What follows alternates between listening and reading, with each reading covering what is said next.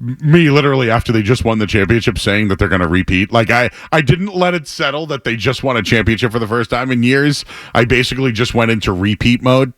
And I feel that anything but a championship for this group this year is a failure. I stand by that. But I also want to say how impressive that they were, because it's hard to repeat. It's hard. How about this? It's hard to win a championship and then still be one of the best and still break records. And that's what they did. 61 wins defending a championship. It's rare. It is.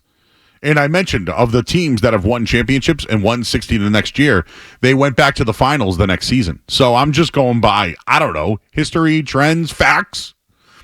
And the Celtics are playing their best ball. I don't know, is 1,157 made threes good, Skaz? Because it was a record.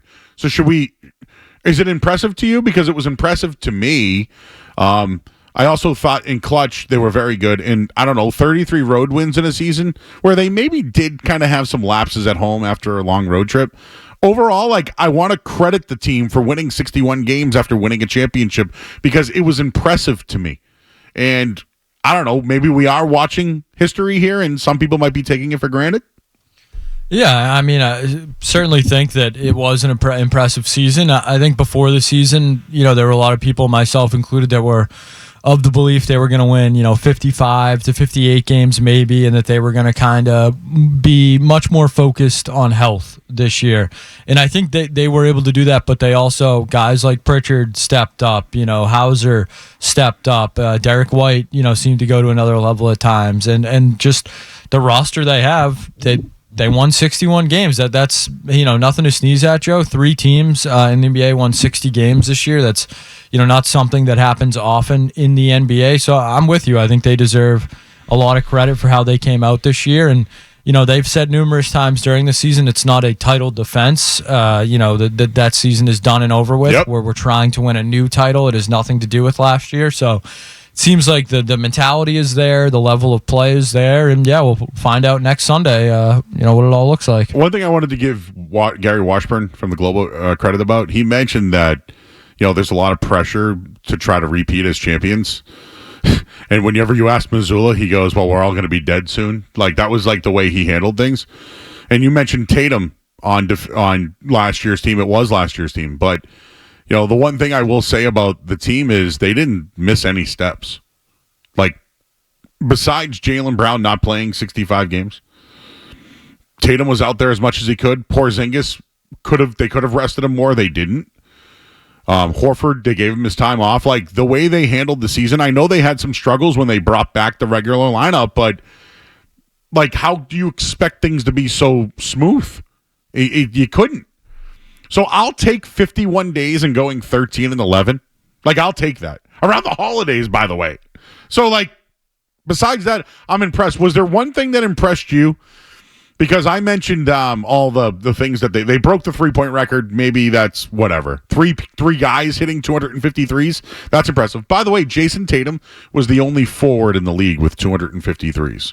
Like, that's impressive to me. The 33 road wins I thought was great. After, again, when they could have rested guys and back-to-backs, which they did. To me, it's the clutch wins, Skez. It's the clutch wins, because what do we hear? I mentioned, I put it, I let it off with this, but what do we hear? They shoot too many threes, the philosophy doesn't work, they're not clutch, like, they're going to get hurt. Like, we've heard on all those things. So to me, I think going 24-11 in clutch situations is very good. Joe, I would agree that that's very good. I would also say that I didn't know these, the people that are saying the Celtics are anti-clutch. I thought they were gone. I thought we were past that. They had the fewest blown leads in the league last season. You mentioned their clutch stats this season. This is a more mature Celtics team. They are clutch. I'm sorry if that offends. Sorry. May I add a tweet that I received? Yes, please, Joe. This is a very interactive show. I hope people know that. Of course, yes. We take calls, 617-779-09. We're on YouTube, so we read the chat too, right? You can tweet at us, right? This is a very interactive show. A man named M. Dussault. Are you pretending Tatum is clutch? Not clutch at all.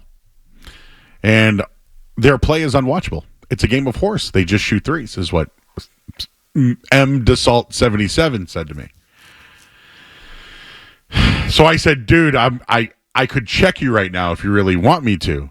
And so he basically said, no, just watch the games. Tatum goes MIA in close, meaningful games. And then he'll drop 40 in a blowout. And Missoula is literally Bob Huggins 2.0. I'm not sure this gentleman's ever watched the NBA or basketball in general before, maybe even at a park and rec level. Jason Tatum is clutch, Joe. I know this is... I can't believe we're still doing this. We did do it. This is why I wonder if people are... This is why I want to talk about this right now. Yeah. Like, I know that we'll get into the Masters and the Red Sox and the Patriots. Like, the Celtics are the best team in town. Some bad master stakes today, too, that we'll have to get to. We do 24 hours or whatever, 12 months of Patriots talk. Why not talking about a team winning back-to-back, being, by the way, the first team since 1969 to do it here? And, like, I don't know, we praise all these one-time champions or like... How about guys that don't even have championships? That's what I mean. Jimmy Butler gets lauded for his... I don't even know what, Joe. I couldn't even tell you because I have no idea why. But, yes, there's a guy, Anthony Edwards, another guy. And, Joe, I think this is what you're looking for. If please give me the clutch numbers for Tatum because I got team numbers, too, if they need it. Yes, Joe, this is a stat. This is not my opinion. This is not how I feel. This is a stat, a statistic, something tangible for people that say not clutch. Since shot tracking data began in 1997. 97. Okay, that would be like Dick Lipe and guys like that who would keep this. Would they have a Lipe report the other day? Yeah, Friday Night Lipe. Friday Night Lipe. Like that's awesome. I'm in on that. In. So since shot tracking began in 1997, there have been 65 players to take at least 50 shots to tie or take the lead in the last 24 seconds. So 65 players since 1997 have taken how many? 50 shots. 50 shots or more. To tie or take the lead in the final 24 seconds of the fourth quarter and overtime. So I would say if you're a player that's getting 50 opportunities in those situations, you are an elite player. You're not getting 50 of those shots if you are a scrub. Jason Tatum is now, after his buzzer beater against the Knicks, 2 actually in that game, but 1 came in the third quarter. So guess what? We don't even count it, Joe. Oh, we won't even count it? Okay, we won't count it, no. Tatum is now 22 of 58, or 37.9%, 38%. 38, Joe Math. Making him the second most efficient player of all time for the volume. So Dirk Nowitzki is 1. Oh. Jason Tatum is 2. Tim Duncan is 3. Yeah. Kyrie Irving is in that top 5. Damian Lillard is in there at 10. Kawhi Leonard 12. Yes, Joe. So just strictly just a stat, not my opinion. I would say Jason Tatum, clutch confirmed. That's just that. Second, I mean, you said second all time. All right? time. All time. All time. So since 1997. Very convenient for Michael Jordan that's when the data started. But yes. Of 65 players, he's number 2. Number 2. Guess what, Joe? I'd be happy to have that guy on my team. Yeah. Ignorance to me is what did I call it?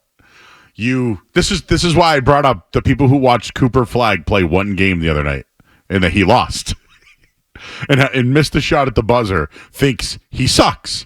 Okay, I'm gonna now go localize it back to the Celtics. When you say Tatum's not clutch, did you see him on the road in New York the other night, which we didn't even include? That one is included. Oh, no, you included that. End of fourth and overtime included. But just for context, Joe, because we operate in context. LeBron James, 58 of 199 or 29%. Kevin Durant, 49 of 161 or he's so applauded. 30%. Yeah. How about everybody's favorite guy, Joe? Anthony Edwards. Oh, yeah. Anthony Edwards in the clutch. I'm sure that gentleman that tweeted you is a big fan of Anthony Edwards. Is he suspended for the playoff game or did it get rescinded? No, it got rescinded. Oh, it got rescinded. Oh, the league couldn't miss out on Anthony Edwards, huh? They rescinded his technical? I think he would have missed Sunday's game. But, let's get on Tatum for his technicals, though, right? So, Joe, just for the people out there that Tatum not clutch, Anthony Edwards in those same exact scenarios is 2 for 23 or a resounding 8.7%. So there's your clutch king right there. I would just like to tell you, this isn't green teaming. No, these are just stats. These are facts. You may have a problem with the tone, but that's on you. Well, I'm just giving you the stats. I was saying yesterday, because I worked in the morning yesterday, I tried to keep my decibel level low. At night, it gets a little louder. They're just facts. Again, they're the best three-point made team of all time. They're the highest clutch team of all time in a regular season. So does that matter? I don't know. They have the second most road wins, tying the Bulls of. We use stats with Michael Jordan included, right, or the end of the Jordan era. Just throwing Michael Jordan in there too sometimes, kind of, just to throw it in there. Not sure Michael Jordan really loved basketball, though, Joe, because he left for a couple years. Can we take him seriously? Never won one without Pippen, Never won one without, He's kind of a choker to me. Ooh. All right, Jaylen Brown, Ramona Shelbourne with a report this weekend. He received pain management injections. I mean, the only reason why I when I saw the report, I was like, well, don't we already know this? So I feel like it's a non-story, but here we are. There's nothing to talk about with the Celtics, right? Do you want me to continue to state facts that are good and that are impressive? Or should we really get into the reports about his knee? Because I think we know his knee isn't good. Jaylen Brown, I think, has been at least transparent about it. And when I hear Mazzulla talk about it, he's not even concerned. So should we be? Because I'm not, Skaz. I know what Jaylen Brown did last year. And some people think I'm slighting him when I say this, and maybe I am. But it took Jaylen Brown to play to his potential for them to win the championship. He did it, and they won. So if they want to take that as a slight, fine. Am I also wrong by saying I think they can win even if he's 75%? I think the only way they can win without a fully healthy Jaylen is if Porzingis is fully healthy. That's where I'm going with it. Yeah, that's the kicker. There is no. I dare someone to tell me that Kristaps Porzingis hasn't been the second best player in the Celtics in the second half of the year. Since, I would say, the last 3 months, Porzingis has been their best player. Now, did he miss time for a random sickness? Fine, but when he came back, he looked pretty good, right? The only time he looked weird was when he was sick. Literally. Jaylen Brown hasn't played more than 30 minutes in the last 8 games. So maybe there's a level of concern there for some people. Maybe it's the structural issue. I don't care. It's pain management. It's the playoffs. You have all offseason to figure out what you want to do, right? Where maybe it could hurt. There are times, Skaz, where they had a better offensive rating without Jaylen Brown on the court. I just want to state facts. They were a better offense at times without Jaylen on the court, especially late in games. Where do I think it could hurt them? Their defensive rating. Joe Mazzulla was, this is the first time I think he was just outside of the top 3 in defensive rating. They fell to 4th this year. There were some inconsistencies. But opponents had 107 points per game against them. It was the second lowest mark in the league. Opponents shot 45% against them. 34% from 3. They held their opponents under 100 points 15 times this year. They finished 5th in NBA in blocks. So I just could it hurt? Could Jaylen Brown's presence hurt that defensive number? I do. I think it can if he's not 100%. So that's maybe where I have some concerns. And I want to ask Brian Robb this because we're going to talk to him later. Do you think the double big comes into effect if Jaylen's not there late in games? Remember how we asked the question, hey, late in games, who's the guy off the floor?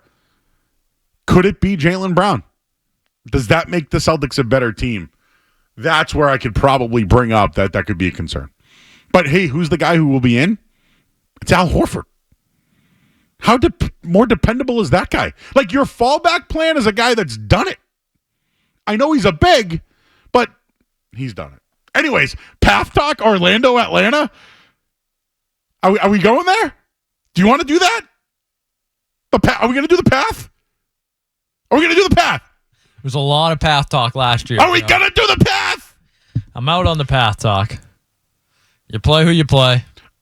I think it's going to be Detroit because I think the New York Knicks right now are literally... You've already fired the coach, I've Joe. already fired him. Mike Malone's the new coach of the New York Knicks. It's happened already. That one, I'd get my popcorn for that one. But in the end, who's going to win? It's the Celtics. And you know what? I also think this, by the way. I think the Pacers get back to the Eastern Conference Final. So finishing second, I think, might help the Celtics this year. All right, 617-779-0985. I want to show the Celtics that I'm impressed by them. I want to show everybody, because I think people did tune out. I think people thought they were too good. And to talk to me when we get to the playoffs. The Celtics have been awesome this year. Like literally broken NBA records. And have a chance to do something that no team in this town has done since 1969. Like, that's impressive. We should be talking about it much more. We should be. Instead, we talk about who's going to be the fourth pick over and over and over and over when the Celtics have a chance to go back-to-back into 4 straight Eastern Conference Finals. 3 out of 4 Eastern Conference Finals in 4 years. Like, this should be the story from now until June. And it will be on the night show. That's for damn sure. If you like that clip, check out more videos from my show, The Joe Murray Show, here. For more Celtics analysis and opinion, hit this playlist.